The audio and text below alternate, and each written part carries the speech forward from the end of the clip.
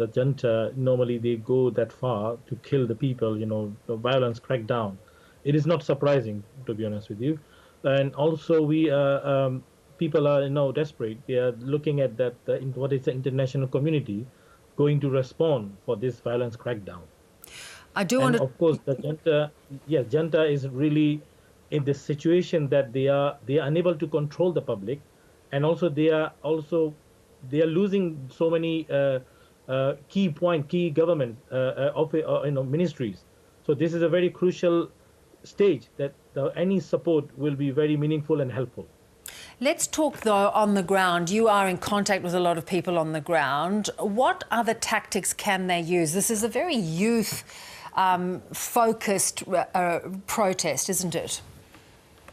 Yes, it is, because they are non-violent protesters. They are also facing, as you see yesterday, we are able to verify there are 17 people has been shot dead by the military and by the security forces, and they are using snipers, like a battlefield. That the way they have been cracked down is very brutal.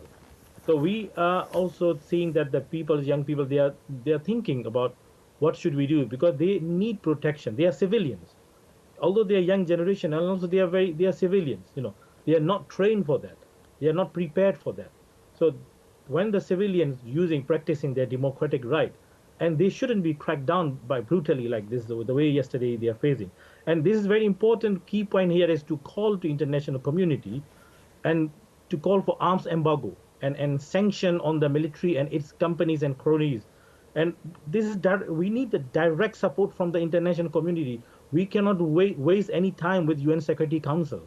We know that Russia and China are going to block every effort from the international community to help people in Burma, to help democratic reforms in Burma.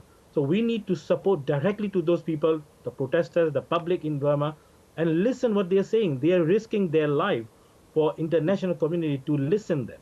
But let's talk about that, Kyaw, because it is very difficult. I hear what you're saying, and ASEAN itself is very divided. There's not even a single voice coming from ASEAN, let alone more broadly speaking.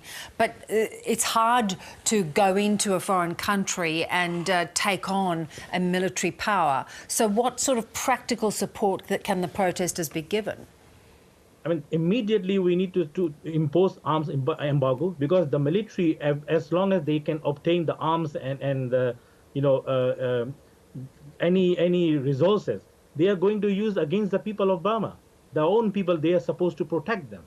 So this is important. International community immediately, without wasting any time, including ASEAN countries, impose arms embargo, and also stop buying and selling diesels and all gas to Burma, because we are monitoring that Singapore and other countries are dealing with Burma, still continue, and that is a treason. That is a betrayal to the people of Burma. They are ASEAN people. We are ASEAN family. How can you support? We are surprised that junta who overthrow a democratically elected government. And you see those countries, they also have parliament system. They also have democratic system. How could they support this against their own principle? And I believe that in ASEAN, of course, it is divided, but there are some hope that Indonesia and Malaysia, like Brunei, they are very much against that military who committed Rohingya genocide. And they are the one who now control power. It is immediate threat to the minorities in Burma now.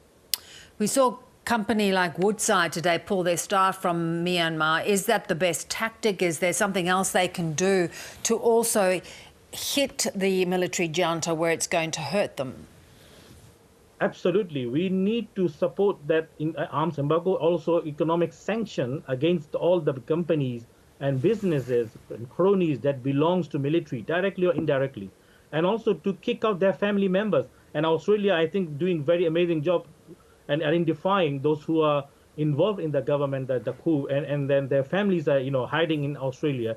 We should not tolerate this. We need to take every step to support people in Burma, because you see that they are risking their life. And I am getting tons of footages and pictures and phone calls and messages, and people are desperately asking help.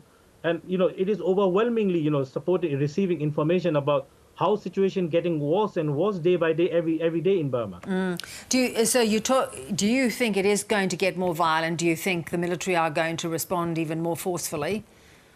Absolutely. Even they are raiding people who have, some people have cancer patients. And I just saw a video clip that my team sent me, that one household, they have parents are cancer patient. They raided that house. People are begging them and bowing their head and begging them that do not raid that house. But they didn't listen. So they're at certain level of cruelty and brutality is already happening on the ground.